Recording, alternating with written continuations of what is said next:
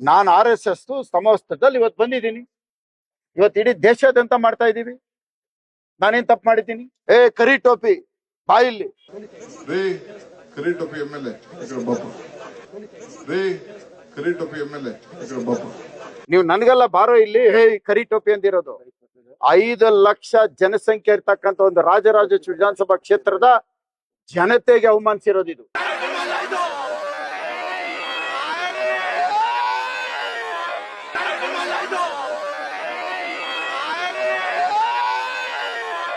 ಇವತ್ತು ನನಗೆ ಮಾಡಿರೋ ಅವಮಾನ ಅಲ್ಲ ಇದು. ಇಡೀ ರಾಷ್ಟ್ರೀಯ ಸ್ವಯಂ ಸೇವಕ ಸಂಘ ನಮ್ದೇನಿದೆ 100ನೇ ವರ್ಷದ್ದು, ಇವತ್ತು ನನಗೆ ಮಾಡಿರೋ ಅವಮಾನ, ಇಡೀ ನಮ್ಮ RSS ಮಾಡಿರೋ ಅವಮಾನ. ನನ್ನ ಈ RSS ಕ್ಯಾಪ್ನ ಕಿತ್ಕೊಂಡಿದ್ದಾರೆ. ಮಾಡ್ಬೋದೇನ್ರಿ ಈ ಕೆಲಸ? DK ಶಿವಕುಮಾರ್ ಇವತ್ತು ಪದ ಬಳಕೆ ಮಾಡಿರೋಂಥದ್ದು ಕ್ಷಮೆ ಕೇಳಬೇಕು. ಅವ್ರಿಗೊಂದು ಮಾನವೀಯತೆ ಇದ್ರೆ, ಅವ್ರು ಒಬ್ಬ ಶಾಸಕನಿಗೆ ಗೌರವ ಕೂಡ ತಪ್ಪು ಮಾಡಿದ್ದಾರೆ. ಆದ್ರೆ RSS ಅವಮಾನ ಮಾಡಿದ್ದಾರೆ, ಅದಕ್ಕೆ ಕ್ಷಮೆ ಕೊಡ್ಬೇಕು.